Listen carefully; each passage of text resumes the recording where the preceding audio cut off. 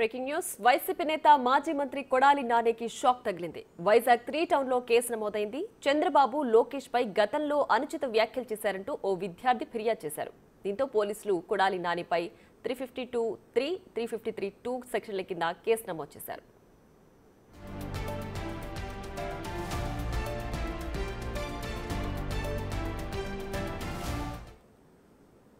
మరింత సమాచారాన్ని మా ప్రతినిధి రాజు ఫోన్ లైన్ లో అందిస్తారు. రాజు, చెప్పండి, కొడాలి నానిపై కేసు నమోదైంది కదా, దీనికి సంబంధించి డీటెయిల్స్ ఏంటి?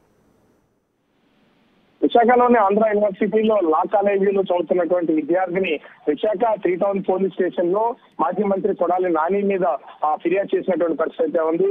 చంద్రబాబు అదేవిధంగా నారా లోకేష్ మీద అనుచిత వ్యాఖ్యలు చేసి దుష్టావగరమైనటువంటి పోస్టులు పెట్టినటువంటి ఆ నాయకులందరి మీద ఇప్పుడు ఈ కేసులు నమోదవుతున్నటువంటి నేపథ్యంలో కొడాలి నాని మీద ఆ కేసు పెట్టినటువంటి పరిస్థితి కనిపిస్తుంది. 3 టౌన్ పోలీస్ స్టేషన్ లో అంజనా పై అనే లా విద్యార్థిని ఆ కేసు పెట్టినటువంటి నేపథ్యంలో ప్రస్తుతం 352(3) అదేవిధంగా 353(2) సెక్షన్ల కింద ప్రస్తుతం పోలీసులు అయితే కేసు నమోదు చేసినటువంటి పరిస్థితి కనిపిస్తుంది.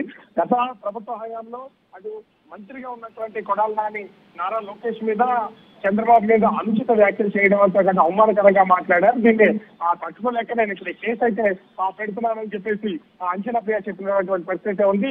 ఎన్ని రాజకీయ ఒత్తిళ్లు ఎదురైనా అటు వైసీపీ నుంచి కానీ కొడాలి నాని నుంచి కానీ ఏ విధమైనటువంటి ఒత్తిళ్లు వచ్చినా కేసు నుంచి వెనక్కి తగ్గే ప్రసక్తి లేదని అంచనా ప్రియ చెప్తున్నటువంటి పరిస్థితి కనిపిస్తుంది. ఇప్పటి వరకు అటు వైసీపీకి సంబంధించినటువంటి నాయకులు కానీ కింది స్థాయి నాయకులు సోషల్ మీడియాకి సంబంధించినటువంటి వాళ్ళ మీద మాత్రమే కేసులు నమోదవుతూ అరెస్ట్ అయితే కొనసాగుతుంది. అటు బోర్గేట అనిల్ కానీ లేదా వర రవీంద్ర రెడ్డి కానీ వీళ్ళందరూ కేవలం కింది స్థాయిలో పనిచేసినటువంటి వాళ్ళే. ఒక మంత్రిగా పనిచేసినటువంటి కొడాలి నాని మీద ఇప్పుడు కేసు పెట్టినటువంటి నేపథ్యంలో ఈ కేసుతో పాటుగా ఇంకా రాష్ట్ర వ్యాప్తంగా ఎన్ని కేసులు నమోదవుతాయి, మరి విశాఖ పోలీసులు 41 నోటీస్ ఇచ్చి సంజయ్ కొడతారా లేకపోతే అరెస్ట్ చేస్తారా అనేది మాత్రం వేచి చూడాల్సినటువంటి పరిస్థితి కనిపిస్తుంది.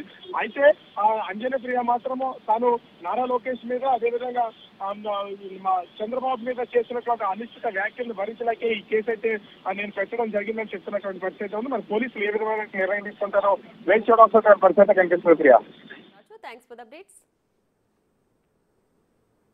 Right Raju, thanks for the updates.